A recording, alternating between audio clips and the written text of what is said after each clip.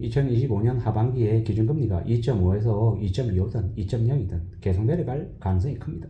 근데 기준금리가 내려간다 해도 주택담보대출의 금리는 올라간다라는 게 아마 대출자들에게는 되게 힘든 상황일 겁니다. 아니, 기준금리가 내려가는데 어떻게 나의 대출 금리는 올라가는 거지? 라고 납득하기 어려워할 겁니다. 근데 은행들도 지금 현재 서서히 쪼이고 있죠. 충당금을 적립해라. 그리고 뭐 상생 차원에서 기금을 내놔라. 정부 차원에서의 압박도 많이 받고 있습니다. 결국 그런 것들을 만들어내려면 부가적인 이익원이 필요하죠.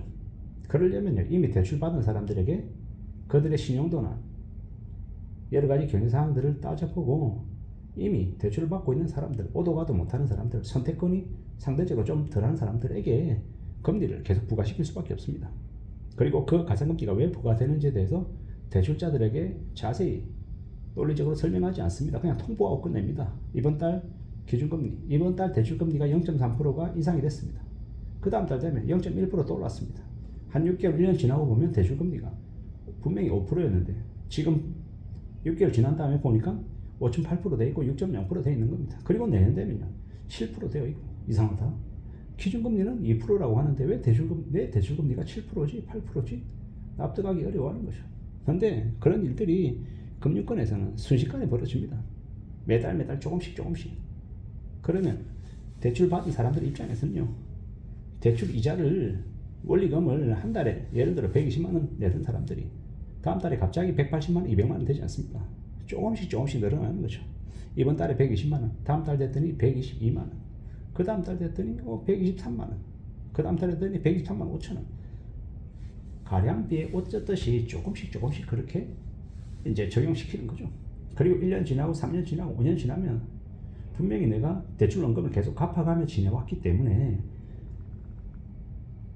좀 부담이 좀 줄여야 되는 게 맞는데 실제로는 그렇지 않죠.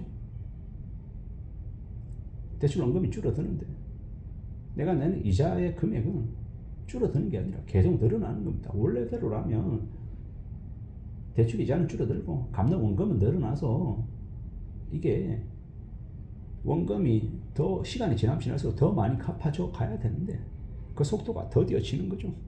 사실상 금융권에서는, 은행에서는 대출자들 잡힌 물고기이기 때문에 잡힌 물고기한테 먹이 줄 이유가 없죠. 안고 들어오면 갚아라. 이게 그들이 할 수 있는 되게 무서운 이야기입니다. 그리고 실제로 갚아라고 했는데 갚아버리면 은행권들이 좋아하지 않죠. 싫어합니다. 왜? 매달 꾸준히 20년, 30년, 40년 동안 대출 이자 내줘야 되는 고객이 하나가 날아가는 거죠. 세상은 잔인합니다. 무섭습니다. 내가 잘 먹고 잘 살게끔 주변에서 다 앞장서서 발벗고 나서서 도와준다? 그런 거 없습니다. 사방에서 다 물어 뜯으려고 난립니다. 집주인은 집주인대로, 회사는 회사대로, 이웃은 이웃대로, 동료는 동료대로, 은행 그리고 정부 뭐 여러 곳에서 내 주머니를 털어먹으려고 안간힘을 쓰죠. 최근에 뭐 생활안전지원금이라고 해서 나왔잖아요. 문자가 무지하게 옵니다. 한의원에서도 문자가 오고요. 어디 매장에서도 문자가 옵니다. 우리 재난지원금 적용되니까 우리한테 와서 쓰라 이 말인 거죠. 그만큼 살벌한 겁니다. 또 다르게 얘기하면 그렇게라도 발등 치지 않으면 먹고 사는 게 어렵다는 이야기도 될 수 있죠. 우리가 살아가는 일상에서, 우리가 살아가는 삶에서 뭔가를 얻고 이뤄내고 갖춰간다는 게 정말 어려운 겁니다. 특히나 지금처럼 사방에 빚 때문에 힘들어하는 사람들이 차고 넘치는 시대에 빚 안 내고 산다는 게 정말 대단한 거죠. 물론 대한민국에 10명 중에 4명이 빚이 있고 6명이 빚 없는 사람들입니다. 6명 빚 없는 사람 중에 한 2명 정도는 플러스 마이너스 빵이라고 하고 그 6명 중에 4명은 흑자 인생을 사는 사람이라고 합니다. 매달 시간이 지날수록 통장 잔고에 자산이 늘어나는 사람 말입니다. 우리가 어떤 인생을 살지는 누가 정합니까? 우리가 정합니다. 그리고 우리가 뭔가를 할 때 안 될 때도 많습니다. 근데 안 되는 걸 되게 하고 마이너스를 플러스로 되게 만들 때는 남들보다 몇 배 노력이 필요하죠. 근데 그 노력을 그래야 우리의 인생이, 우리의 삶이 나아지더라는 겁니다. 그렇게 움직여 가자라고 말하고 싶은 거죠. 수월하지 않고 힘들고 어렵고 막막하죠. 알고 있습니다. 그래도 움직여 나가보자라고 이야기하고 싶은 거죠. 세상을 살아가는 게, 산다라는 게 다들 곤욕스럽죠. 빡빡하죠. 쉽지 않습니다. 그래도 움직여야죠. 헤쳐나가야죠. 어떻게 하겠습니까? 만들어 가야죠. 좀 더 염려하고 좀 더 챙겨가면서 앞으로 나아가 보자라고 말하고 싶은 겁니다. 산다라는 게 다들 곤욕입니다. 힘겹습니다. 어떻게 살아가야 될지, 어떻게 지내는 게 필요할지를 좀 따져보자고요. 누가 뭘 하든 간에 우리는 우리의 삶을 잘 지켜나가기 위해서 좀 더 애써야 하겠습니다. 착실하게 움직여야 된다는 겁니다. 누가 뭘 하든 간에 잘 좀 다듬어 나가자, 헤쳐나가 보자 라고 말하고 싶습니다. 그래야 되지 않겠습니까? 살아가는 삶은 현실은 다들 힘겹고 어려운 겁니다.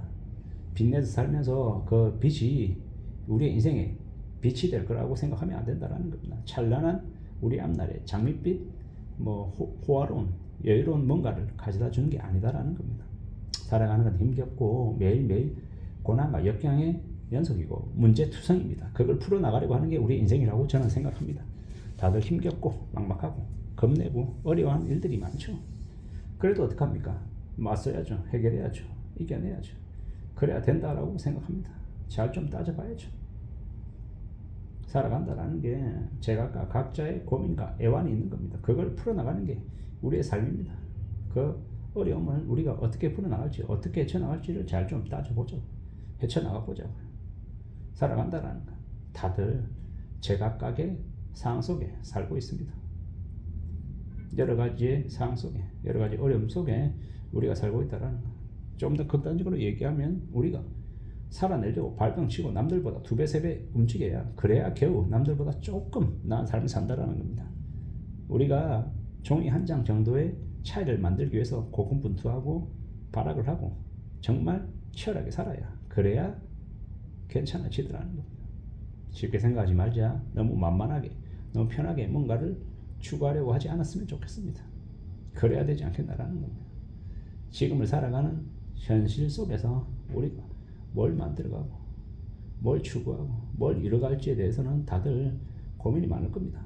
하지만 잊지 않았으면 좋겠는 건 각자 자기만의 소신과 자기만의 신념으로 자기만의 가능성을 만들어 가다 보면 그러다 보면 길은 열린다라고 생각합니다. 누구나 다 힘겹고 누구나 다 고민스럽고 울고 싶을 때도 있다라는 거. 울고 싶을 때는 구석에 가서 펑펑 울어야죠. 혼자서. 그리고 또 좀 지나면 나아지면 또 다시 훌훌 털고 또 새로운 뭔가를 하면 됩니다. 그렇게 살아가자라고 이야기하고 싶은 거죠. 다들 사는 게 힘들고 고민스럽고 어려울 겁니다. 그래도 가보자라고 말하고 싶은 거죠. 헤쳐나가 보자라고 말입니다. 무리하게 빚지지 말자. 빚 잘못 지면 인생이 날아가러 가는 게 확정이다라고 감히 말씀드립니다. 힘든데 어려운데 희망이 섞인 얘기를 해야 되는데 자꾸 참아야 된다, 견뎌야 된다, 버텨야 된다고 얘기하니까 짜증날 수도 있습니다. 그래도 어떡하겠습니까? 잘 좀 헤쳐나가 보면 좋겠습니다. 이상입니다.